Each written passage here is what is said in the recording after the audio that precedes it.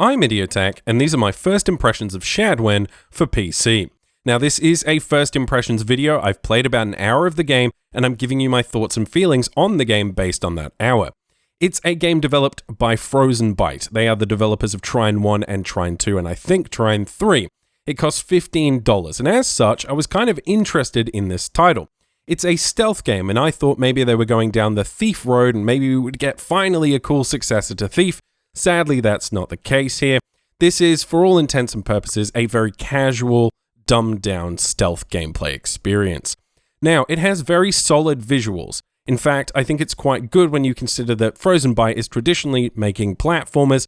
This is an open-world-ish game. You can roam around towns and settings. Presentation's really solid there. The presentation's good when it comes to the voice acting. The cutscenes, even though they're hand-drawn, are quite good as well. Overall, as I said, Frozen Byte make pretty good-looking games, and this game is no exception.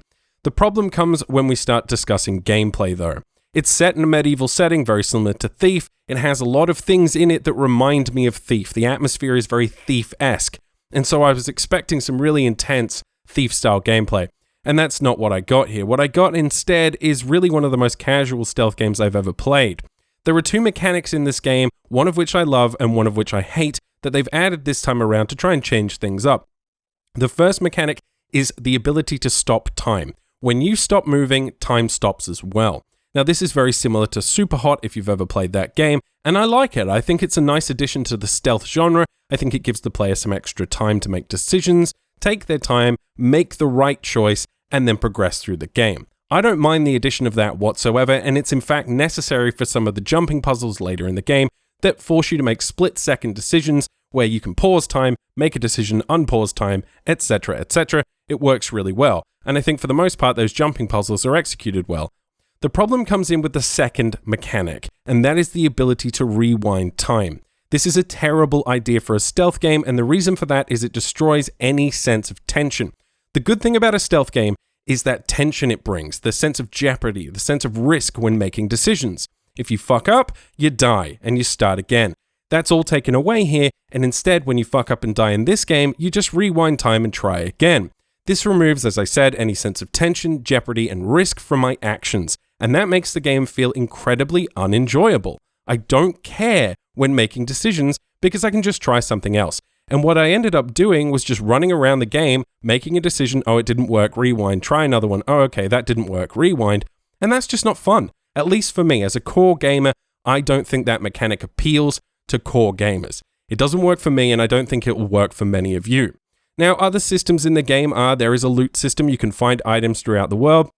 Most of these are used for crafting, as far as I can tell, an hour in.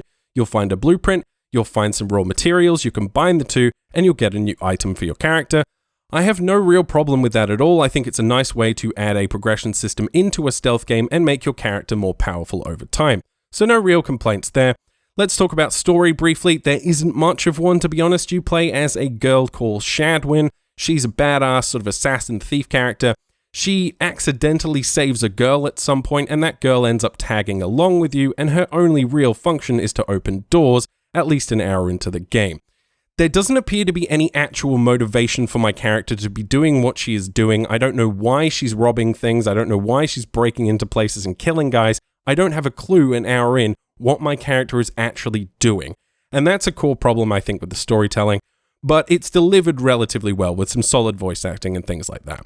Overall, I'm honestly a little disappointed, and I wish this game had gone down a different route, taken a less casual approach, and we could have had a really solid Thief-esque game here, but we just don't because they chose to make something that would appeal to a broader audience, and as such, I don't think this game's actually going to appeal to anyone. If you found this video helpful and you want to support my channel, please like, comment, share, and subscribe, and I will see you guys next time.